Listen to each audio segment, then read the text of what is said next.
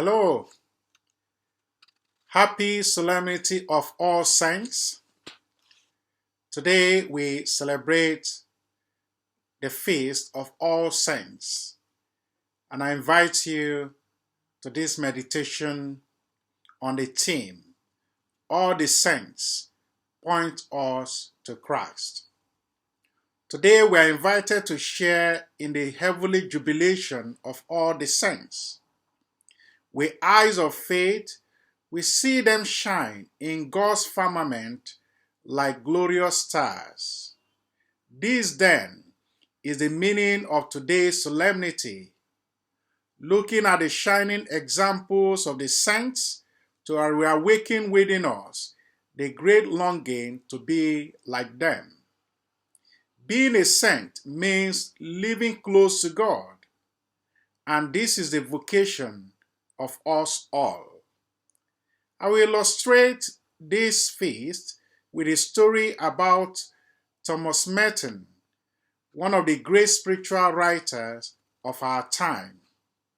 Thomas Merton, shortly after he converted to Catholicism in the late 1930s, was walking the streets of New York with his friend Robert Lax. Lax was Jewish, and he asked Merton what he wanted to be now that he was a Catholic. "I don't know," Merton replied, adding simply that he wanted to be a good practicing Catholic. Lax stopped him in his tracks. "What you should say," he told him, "is that you want to be a saint." Merton was dumbfounded. "How do you expect me to become a saint?" Merton asked him. Lax said, "All that is necessary to be a saint is to want to be one. Don't you believe that God will make you what He created you to be if you will consent to let Him do it? All you have to do is to desire it first."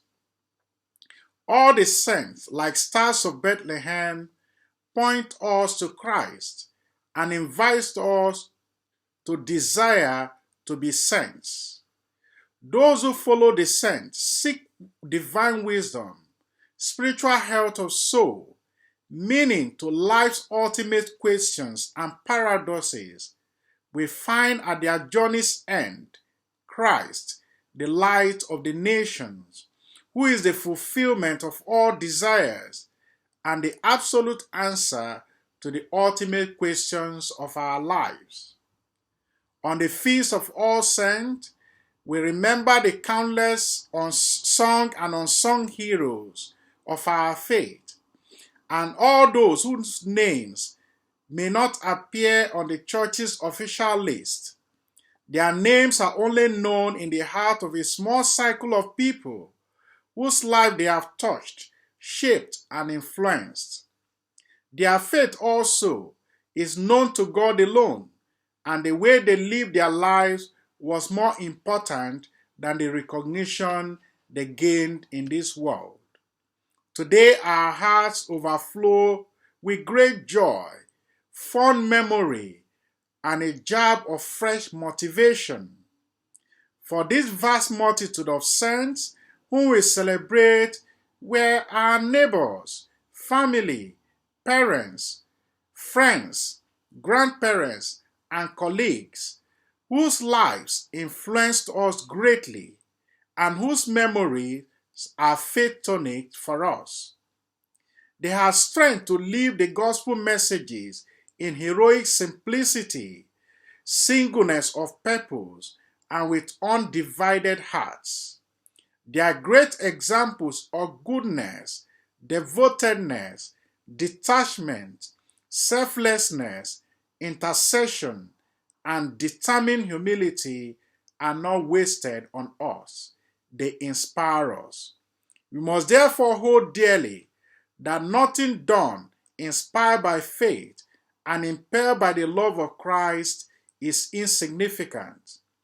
All life's events represent a divine opportunity, a divine call, a definite contribution to the intricate design of God's providence. And even what you are going through now may be God's sign, God's opportunity for you to rise up to the call upon your life.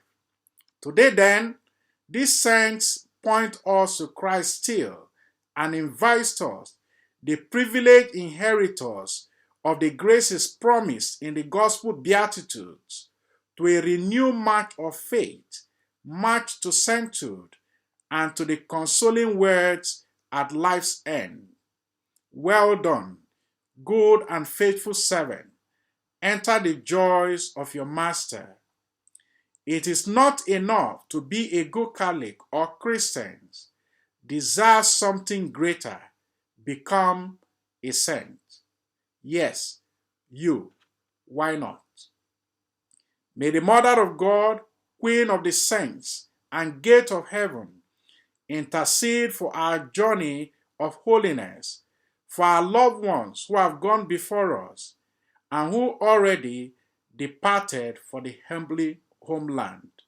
May they continue to intercede for us through Christ our Lord.